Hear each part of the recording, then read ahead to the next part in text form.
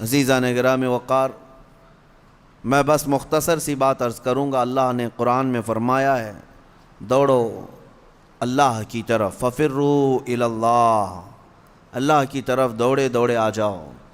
سابقوا الی الخیرات، نیکیوں کی طرف دوڑ بھاگ کرو، جتنا ہو سکے بھاگو۔ صحابہ کرام رضوان اللہ تعالیٰ علیہم مجمعین میں اس بات کا تو کمپٹیشن ہوتا تھا، وہ نیکیوں میں سبقت لے جانے کے لیے ایک دوسرے کے آگے بڑھنے کی کتنی تمنائیں کرتے۔ اور یہاں ہم کن چیزوں میں آگے بڑھنے کی ہوڑ لگی ہے دنیا میں، باقی نیکیوں کی طرف کتنے لوگ دوڑتے ہیں وہ سب کو پتہ ہے۔ اکثر کو تو یہ چاہیے کہ مجھے سب سے پیچھے والی جگہ ملے، نہیں، سب سے آگے بڑھنے کی تمنا کیوں نہیں ہے؟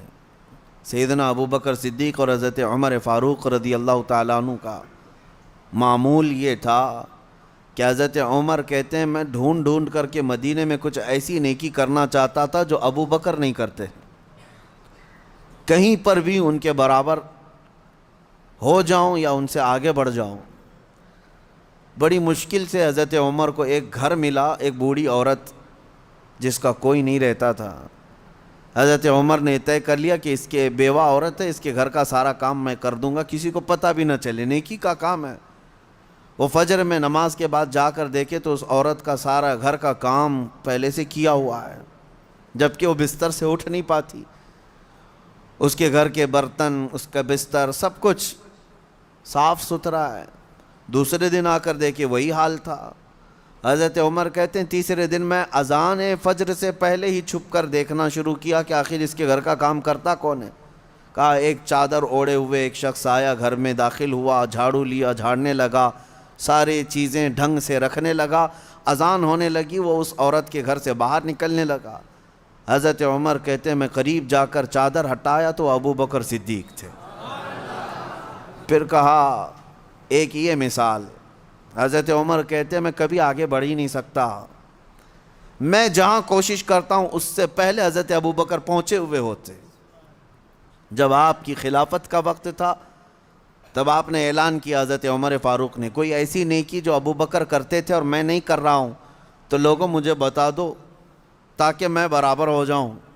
کسی ایک صاحب نے کھڑے ہو کر کہا حضرت ابو بکر جب خلافت کرتے تھے ان کے زمانے میں وہ سب کے حقوق ادا کرتے، لیکن روزانہ وہ دوپہر کے وقت اپنے ہاتھ میں توشادان لے کر جنگل کی طرف جاتے اور پتہ نہیں کسی کمزور یا کوئی معذور یا محتاج کو کھلا کر آتے، لیکن ہمیں یہ نہیں معلوم کس کو کھلاتے تھے۔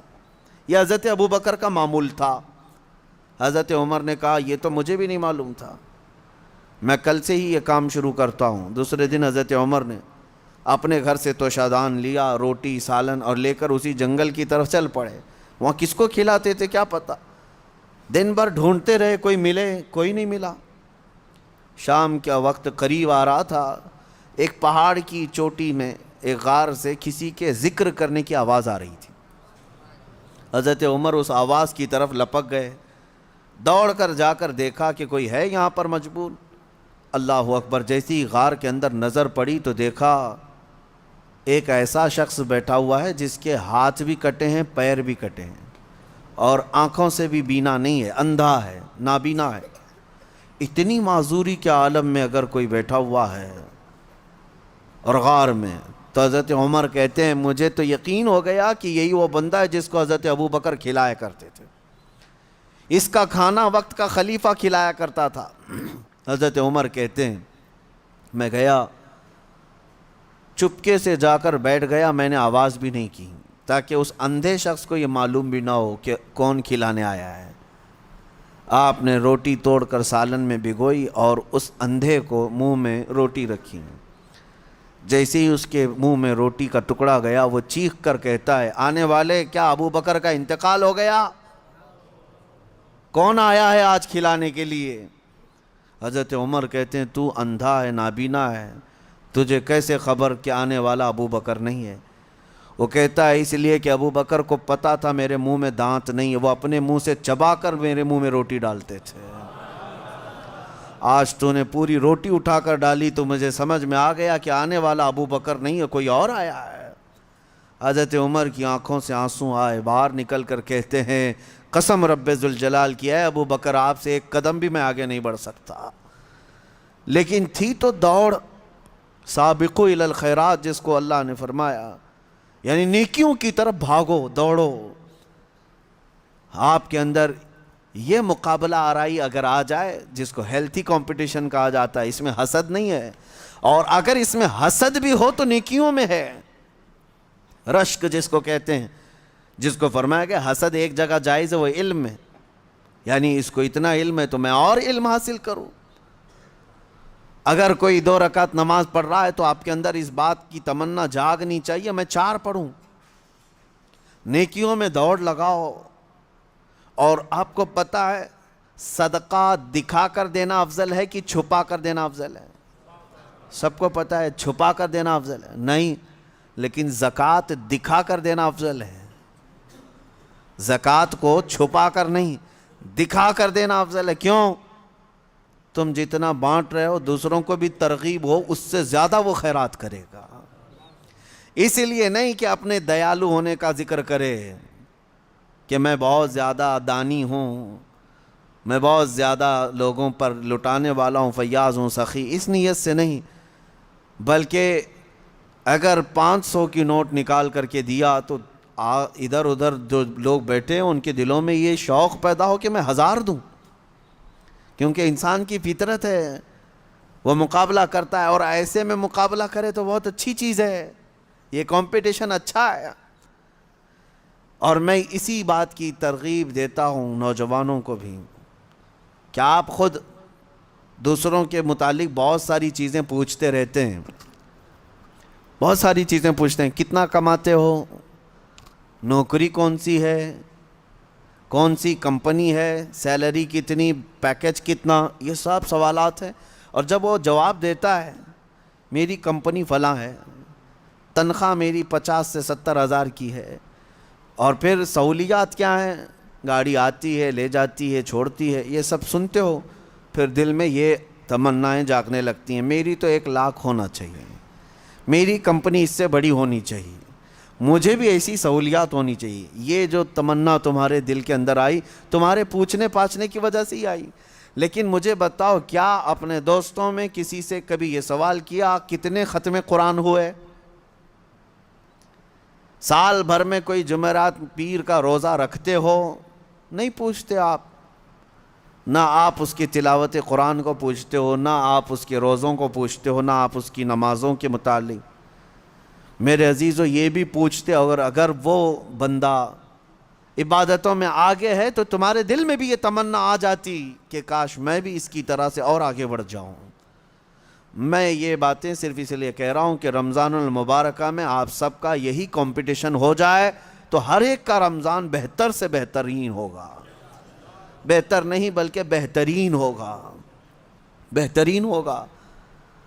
عزیزان گرامی وقار، مجھے یاد ہے بچپن میں جب چھوٹے تھے تو رمضان میں روزانہ اسکول کی جانے کے بعد یہی چیزیں ہوتی تھی، تیرے کتنے روزے ہوئے، تیرے کتنے روزے ہوئے ہیں، ہر ایک کے روزے ہی ایک دوسرے کو پوچھتے رہتے۔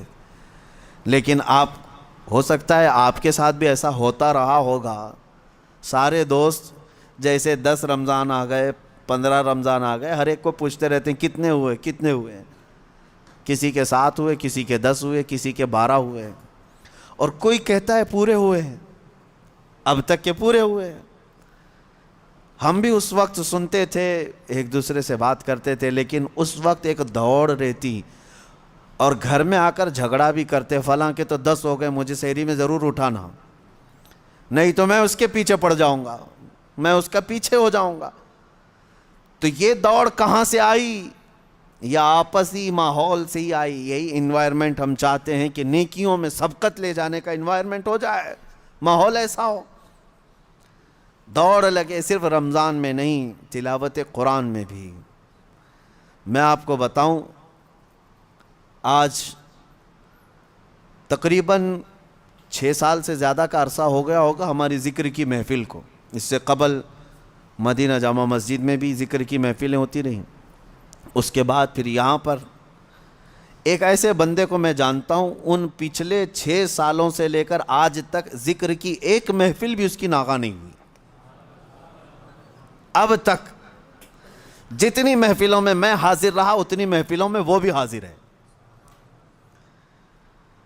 یہ اس لیے میں عرض کر رہا ہوں کہ لوگ اپنے اپنے ریکارڈ بنانا چاہتے ہیں.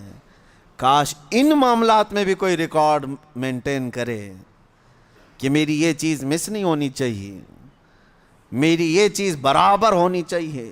تو اس میں آپ کو اس قدر بلندیاں ہوں گی، جو صحابہ کا ماحول تھا وہ قائم ہو جائے گا.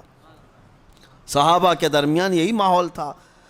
حدیث پاک میں ملتا ہے صحابہ کرام مسجد نبوی میں جمعہ کی نماز کے لیے جو آتے، پہلی صف کا ثواب ہے نا.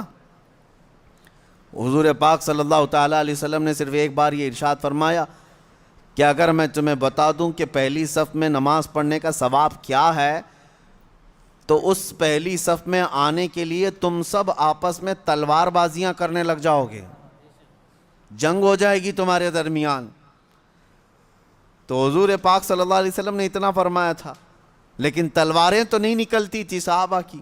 لیکن جمعہ کی نماز کے لیے جو صحابہ مسجد نبوی میں آتے تھے، جانتے ہیں وہ کب آتے؟ فجر کی نماز میں آ جاتے تھے. جو فجر کی نماز میں حاضر ہوا اسے جمعہ کی نماز پہلی صف میں ملی. تو یہ دوڑ تھی. اور اس کے علاوہ صحابہ کا معمول یہ تھا کہ وہ کسی چیز میں پیچھے نہیں رہنا چاہتے تھے. وہ نبی پاک صلی اللہ تعالیٰ علیہ وسلم کی محفلوں کو کاؤنٹ کرتے ہیں، کس نے کتنی محفل اٹینڈ کیا ہے، اس میں اس کی فضیلت بھی تھی. حضور پاک صلی اللہ تعالیٰ علیہ وسلم کے ساتھ کتنے سفر کیے، کس نے کتنے جنگوں میں شرکت کی، اسی اعتبار سے ان کے مقامات ہیں. کوئی صحابی ہیں جو حضور پاک صلی اللہ تعالیٰ علیہ وسلم کے ساتھ 10 جنگوں میں شریک رہے، کوئی 12 جنگوں میں شریک رہے، اور کچھ صحابہ ایسے ہیں جنہوں نے حضور کی ہر جنگ میں شرکت خود فرمائی. جتنے غزوات میں حضور تھے اتنے غزوات میں وہ بھی تھے. صحابہ ان کو اتنی قدر کی نگاہ سے دیکھتے اور کہتے ان کے مقام کو تو کوئی پہنچ ہی نہیں سکتا. یہ ماحول ہو، ایک دوسرے پر سبقت لے جانا نیکیوں میں. یا بے حیائیوں کا دورہ ہے. یہاں پر اکثر نوجوان یہ چاہتے ہیں کہ وہ آدھا بے حیا ہے تو میں پورا بے حیا بن جاؤں. نعوذ باللہ.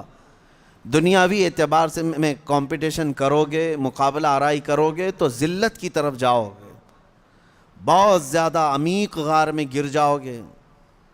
جانتے ہو آج اسی دکھاوے کے چکر میں، ریاکاری کے چکر میں پورا معاشرہ تباہ ہو رہا ہے، پورا معاشرہ برباد ہو رہا ہے.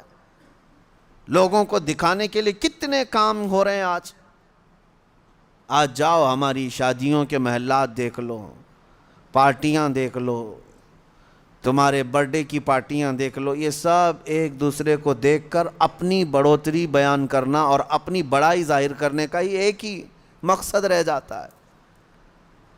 سب کا حال یہی ہے. اس میں دوڑ کیوں لگا رہے ہو؟ تم جتنا بھی دوڑو گے دنیا میں کسی سے پیچھے ہی رہو گے.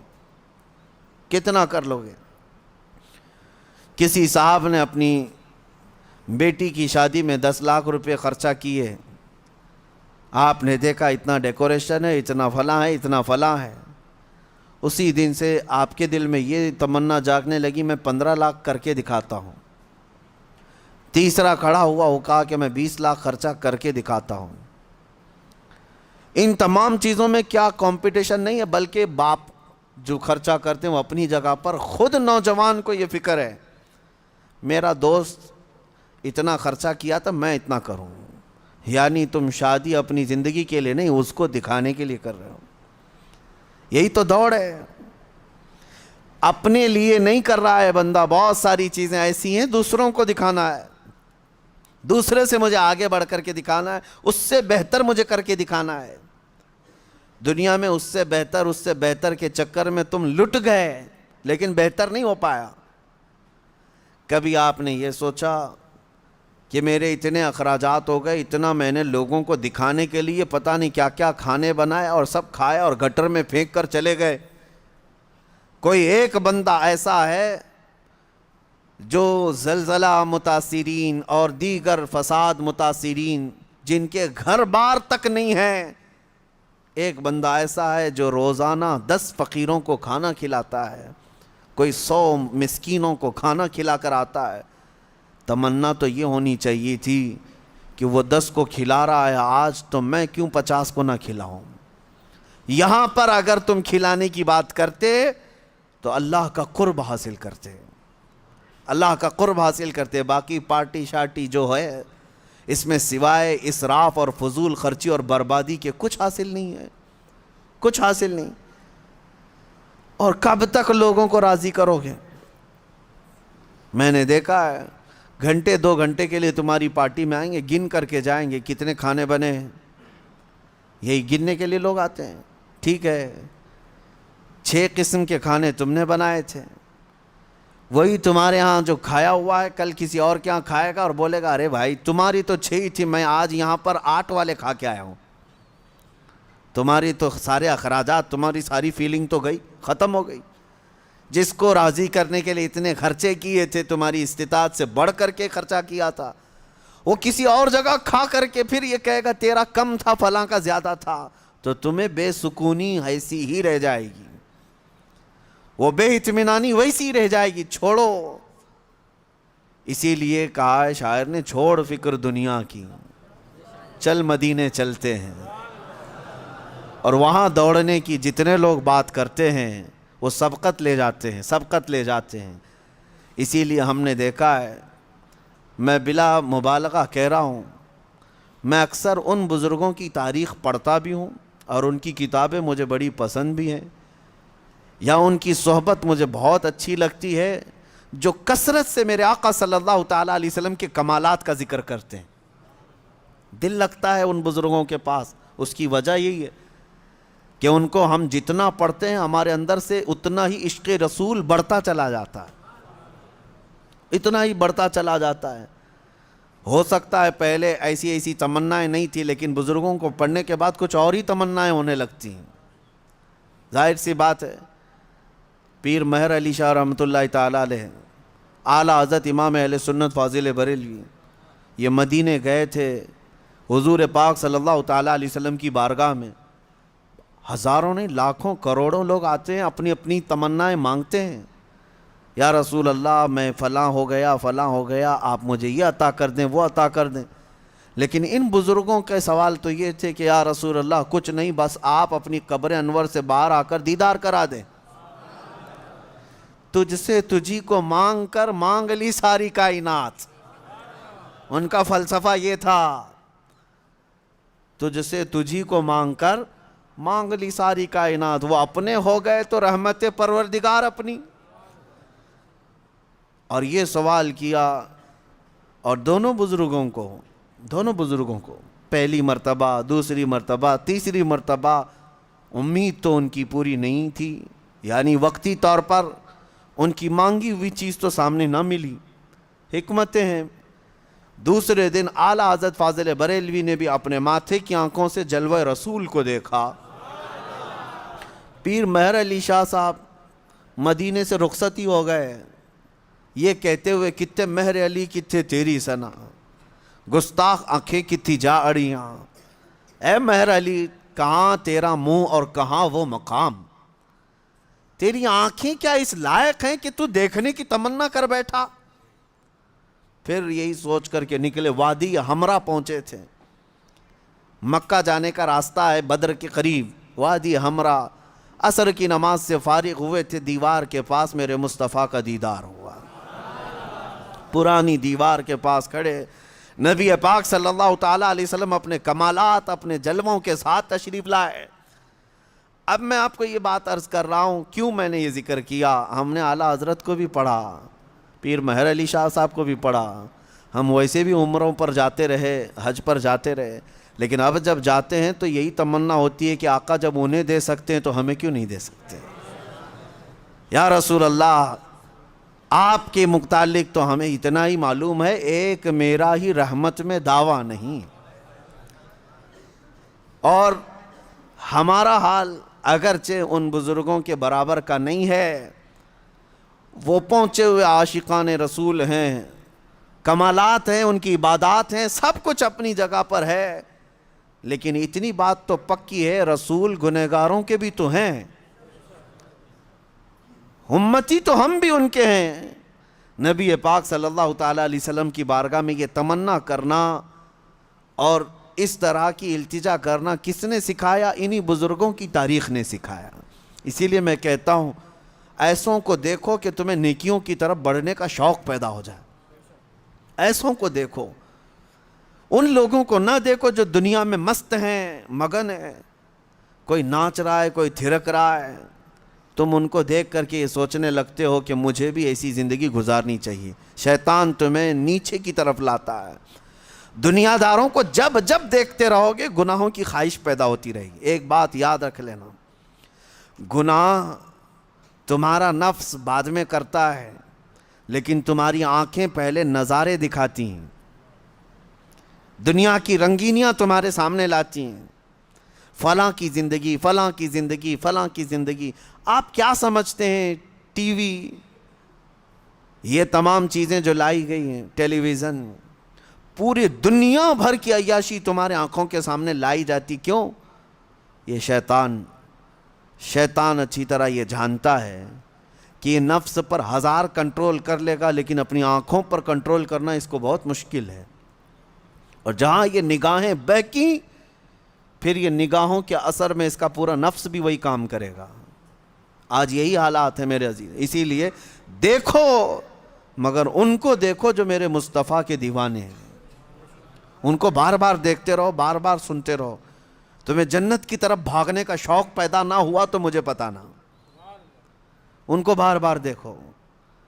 اور یہ دنیا داروں کو جتنی بار دیکھو گے، دنیا میں جینے کی ہوس بڑھتی چلی جائے گی، نہیں مجھے اور جینا ہے، اور چھوٹی چھوٹی چیزوں سے ڈرنے لگو گے، ارے نہیں ابھی تو مرنا نہیں ہے، مجھے ابھی اتنا بنگلہ بنانا ہے، مجھے ابھی یہ کرنا ہے۔ دنیا داروں کو جتنی بار دیکھتے جاؤ گے ہوس بڑھتی جائے گی دنیا میں جینے کی، لیکن ایک بات پکی میں آپ کو بتاؤں، عاشقان مصطفیٰ کو جتنی بار دیکھو گے موت کی تمنا آتی رہے گی، کب آنکھیں بند ہوں گی، کب حضور کا زیارت ہوگی۔ وہاں مرنے کا ڈر ہی ختم ہو جاتا ہے، موت کا خوف ہی نکل جاتا ہے۔ اسی لیے میرے عزیزو، یہ فیصلہ تمہارے ہاتھ میں ہے کہ اب بچے ہوئے جو زندگی کے دن ہیں کس طرف دوڑتے ہو۔ ایک بات میں آپ کو بتا دوں، ایک دانشور کی بات مجھے بڑی اچھی لگی تھی، انہوں نے بہت پیارے انداز میں کہا ہے کہ یہ دنیا میں جتنے بورڈ لگے ہوئے ہیں، روڈ پر سائن بورڈ ہوتے ہیں، کہاں کے؟ پونا کا 140 کلومیٹر، بنگلور کا بورڈ ہے، دلی کا بھی ہوگا، احمد آباد کا بھی ہوگا۔ ان دانشوروں نے کہا یہ تو سب یوں ہی لگے، سارے راستے قبرستان ہی جاتے ہیں، کوئی راستہ کسی شہر نہیں جاتا، تھوڑی دیر کے لیے جاتا ہے، لیکن سارے راستے، جس راستے پہ بھی چلو پہنچو گے قبرستان، جانا وہیں ہے سب کو۔ یہ حقیقت ہے یا نہیں؟ کسی بھی راستے پر جاؤ، لیکن آخری منزل تمہاری کہاں ہے؟ وہ قبرستان ہے۔ جب وہاں جانا طے ہے میرے عزیزو، کب تک ہم اپنے اس نفس کی غلامی میں رہیں؟ نکل آؤ۔ کچھ گناہ ایسے ہیں جو ایسے داغ چھوڑ جاتے ہیں، ایسے زخم دے جاتے ہیں کہ مرنے کے وقت وہ درد اور وہ ٹیسیں اٹھنے لگ جائیں گی۔ اسی لیے یہ محفلیں بار بار ہم منعقد کرتے ہیں کہ نبی پاک صلی اللہ تعالیٰ علیہ وسلم کی سنت مبارکہ ہے کہ انسان کی فطرت میں نفس کا غلبہ آتا ہے تو یہ دنیا کی طرف چلا جاتا ہے، اور اس کو ایک بار نصیحت کرو تو پھر یہ دنیا سے باز آ جاتا ہے۔ تمہارے لیے علاج یہی ہے، ہمارے لیے علاج یہی ہے۔ یہ میں نہیں کہتا کہ آج ایک بار کوئی مرید ہو گیا تو اب 70 سال بھی وہ باہر بھٹکتا رہے، کچھ نہیں ہونے والا ہے، نہیں ہوگا، بڑے بڑوں کا تقوی بھسم ہو جاتا ہے اس دنیا میں، ماں و شما کسی کام کے نہیں، ہماری تو کوئی اعتبار ہی نہیں۔ بڑے بڑے متقی اور پرہیزگار جب ٹچ میں نہیں رہتے ان دینی محافل کے یا اللہ کے ذکر کی طرف، تو شیطان ان کے اعمال کھا جاتا ہے، برباد کر دیتا ہے۔ جتنی دور جاؤ گے اتنی دور دین سے بھی ہوتے رہ جاؤ گے۔ اور ایک بات میں آپ کو بتا دوں، بکریاں اسی وقت محفوظ ہیں جب وہ جھنڈ میں ہیں، جب وہ اپنی جماعت میں ہیں، اور جب اکا دکا بکری ادھر ادھر بھاگنے لگتی ہے تو ان تنہا بکریوں کا ہی شیر شکار کر لے جاتا ہے، درندے ان تنہا بکریوں کو ہی کھا جاتے ہیں، جھنڈ میں رہی ہوئی بکریاں بچ جاتی ہیں بھیڑ میں۔ اسی لیے میرے آقا صلی اللہ تعالیٰ علیہ وسلم نے بھی تلقین فرمائی اور تاکید فرمائی، علیکم بالجماعہ، تم کو جماعت کے ساتھ رہنا ہے۔ بار بار تمہیں نمازیں جماعت کے ساتھ پڑھنے کے لیے گھروں سے بلایا کیوں جا رہا ہے؟ کہ دل کے اندر دنیا کا میل زیادہ نہ بیٹھنے پائے۔ آؤ جھکو اللہ کی بارگاہ میں، میل نکلتا رہے۔ بار بار اس جماعت میں، اس بھیڑ میں کیوں بٹھایا جاتا ہے؟ کہ دل تمہارا اللہ کی طرف لگا رہے گا، اللہ کی طرف لگا رہے گا۔ ورنہ یہ کتنی بڑی بات ہے، آپ کیلکولیٹ کر لینا۔ میں ایک بات بتا رہا ہوں، امپورٹنسی بتا رہا ہوں اس جملے کی۔ اس دنیا کا حال ایسا ہے کہ نبی پاک صلی اللہ تعالیٰ علیہ وسلم کون ہے سب کو پتہ ہے، سید الانبیاء، معصوم عن الخطا، سید الرسل، امام الاولین امام الآخرین، مالک جنت، مالک رقاب ہم سب کی جانوں کے مالک۔ لیکن اس رسول، کیا آپ سب کو یہ تسلیم ہے کہ نہیں، حضور کے ہاتھ میں سارے خزانوں کی کنجی ہے؟ نبی پاک صلی اللہ تعالیٰ علیہ وسلم جنتی دروازوں کے مالک ہیں۔ اس کے باوجود رسول اللہ دعا یہ کرتے تھے کہ اے اللہ، تم مجھے میرے نفس کو میرے حوالے ایک منٹ کے لیے بھی مت دینا، ہمیشہ اپنی حفاظت میں رکھ۔ رسول جب یہ دعا کرتے ہیں کہ میرے نفس کو میرے حوالے، پلک جھپکنے کے برابر جو وقت ہوتا ہے، حضور فرماتے ہیں لا تکلنی الی نفسی طرفت عین، یا اللہ، اے اللہ، پلک جھپکنے کے برابر کا جو وقت ہوتا ہے، اتنے وقت کے لیے بھی میرے نفس کو میرے حوالے مت کرنا، اے اللہ تو ہمیشہ اپنی حفاظت میں رکھ۔ اب اس سے آپ امپورٹنسی سمجھو، اندازہ کرو کہ جو سید الاولین والآخرین یہ کہتے ہوں کہ ایک منٹ کے لیے بھی مجھے دنیا کے حوالے نہ کر، تو پھر ہمارا اور آپ کا حال کیا ہونا چاہیے؟ اگر ہم چند دنوں کے لیے دنیا کے حوالے ہو گئے تو ہمارے اوپر کیا کیا ہتھ کنڈے نہیں آئیں گے، کیا کیا بربادیاں نہیں آئیں گی۔ یہ تو غنیمت ہے میرے عزیزوں، ہم ہفتے میں ایک مرتبہ محفل ذکر کر رہے ہیں، ہونا تو یہ چاہیے کہ جتنی مسجدیں ہیں سب کے دروازے کھلیں، اور جس طرح جمعہ میں لوگ کثرت سے حاضر ہوتے ہیں، محفل ذکر میں بھی حاضر ہو کر اپنے دلوں کے زنگ کو دور کیا کریں۔ ورنہ یہ دنیا بہت سخت ترین ہے۔ ہم نے دیکھا ہے، یوں ہی بریلی کے امام نے نہیں کہا تھا شہد دکھائے زہر پلائے، قاتل ڈائن شوہر کش، قاتل ڈائن شوہر کش، تین لفظ ہیں دنیا کے لیے۔ اعلیٰ حضرت نے فرمایا قاتل ہے یہ، ڈائن ہے یہ، شوہر کش ہے، یہ تینوں سب سے بری حرکتوں والی عورت کے نام ہیں۔ قاتل تو آپ کو پتہ ہے، کلر، قتل کرنے والا، دنیا قتل کر دیتی ہے، مرتا تو ہر کوئی ہے نا یہاں پہ، اس سے جتنے لوگ محبت کرتے ہیں سب مرتے ہیں اور اسی کے اندر مرتے ہیں، اوپر جا کے ادھر ادھر جا کے نہیں مرتے، اسی دنیا میں مرتے ہیں۔ اور کتنے تو ایسے ہیں وہ اپنی کمائی ہوئی رقم پہ ہی مرتے ہیں، اپنے بنائے ہوئے مکان میں ہی مرتے ہیں، مرنا اسی دنیا میں۔ اس سے محبت کرنے والے مرتے تو سب ہیں۔ اعلیٰ حضرت فرماتے ہیں ہونا تو یہ چاہیے، میں آپ سے محبت کر رہا ہوں، آپ مجھ سے محبت کر رہے ہیں، تو محبوب و محب میں ایک بڑا گہرا تعلق ہوتا ہے، بڑا گہرا تعلق ہوتا ہے۔ ہوتا کیا ہے، آپ اگر میرے محبوب ہیں تو محبوب کبھی اپنے چاہنے والے پر وار تو دور کی بات ہے، ہوا بھی آنے نہیں دیتا، سچی محبت تو یہ ہے۔ لیکن یہ دنیا کیا ہے، اعلیٰ حضرت فرماتے ہیں ڈائن ہے، ڈائن، ڈائن کس عورت کو کہتے ہیں پتہ ہے؟ جو روزانہ شوہر بدلتی ہے، اس کا ایک شوہر نہیں ہوتا، ایسی عورت کو ڈائن کہتے ہیں جو روز شوہر بدلتے رہتے ہیں، مجنوں بدلتے رہتے ہیں۔ یہ دنیا کی کیفیت ہے۔ وہ کیسے آپ کو میں بتاتا ہوں۔ آج جس گھر میں آپ ہیں آپ کے نام کا ہوگا، یا ہو سکتا ہے آپ کے ابا کے نام کا ہوگا، لیکن ذرا پہلے پوچھنا کہ اس سے پہلے کس کے نام پہ تھا؟ بتائیں گے کوئی اور تھا۔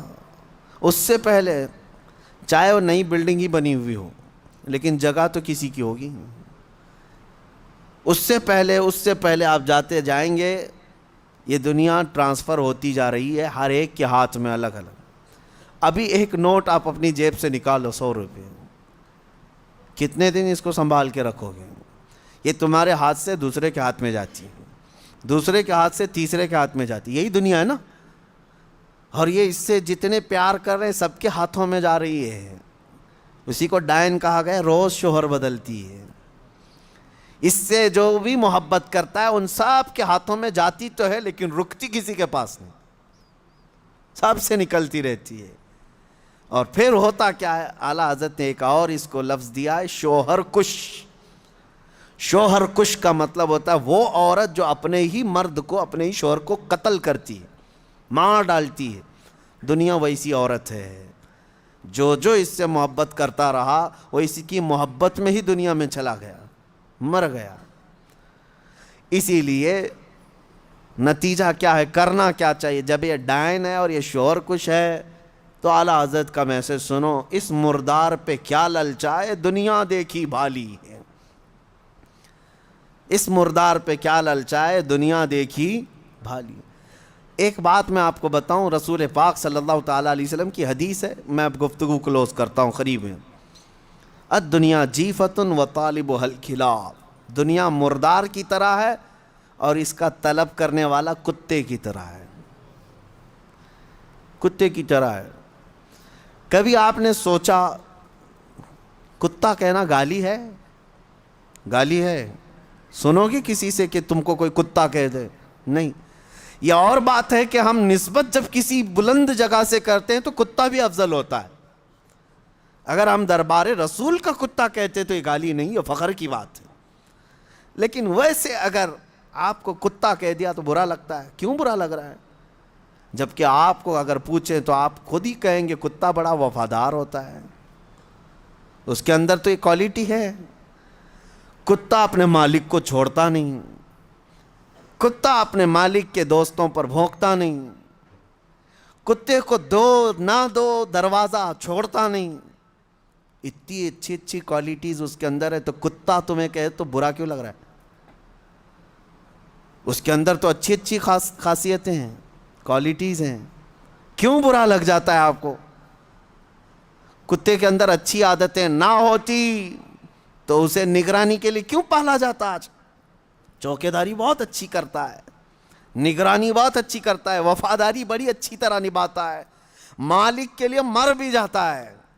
لیکن بہت اچھی بات ایک دانشور نے کہا ہے، کتا کہنے سے آپ کو تکلیف کیوں ہوتی ہے؟ میں بتاتا ہوں۔